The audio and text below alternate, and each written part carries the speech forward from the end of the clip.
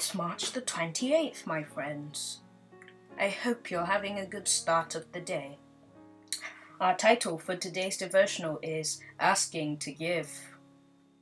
And our verse for today is taken from Mark 10 verse 45. The Son of Man did not come to be served, but to serve.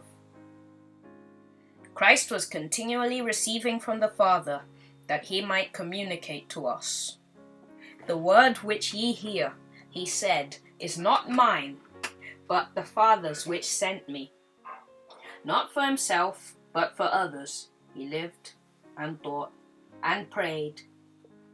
From hours spent with God, he came forth morning by morning to bring the light of heaven to those who heard him.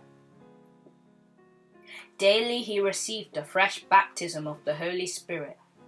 In the early hours of the new day, the Lord awakened him from his slumbers, and his soul and his lips were anointed with grace, that he might impart to others.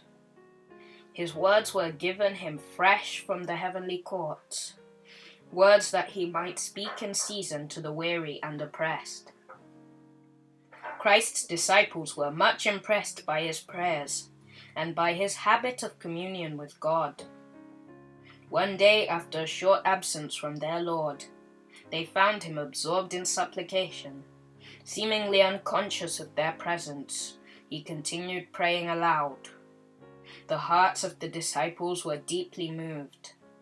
As he ceased praying, they exclaimed, "Lord, teach us how to pray." In answer, Christ repeated the Lord's Prayer, as he had given it in the Sermon on the Mount.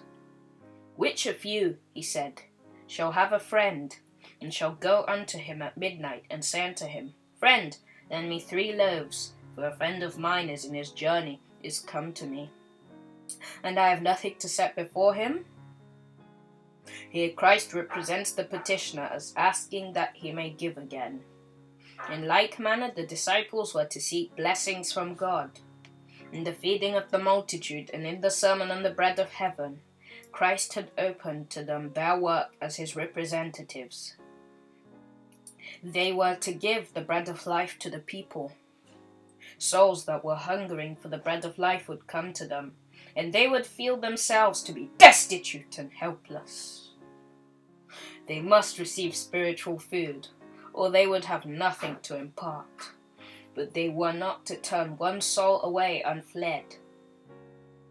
Christ directs them to their source of supply, and would not God, who had sent his servants to feed the hungry, supply their need for his work?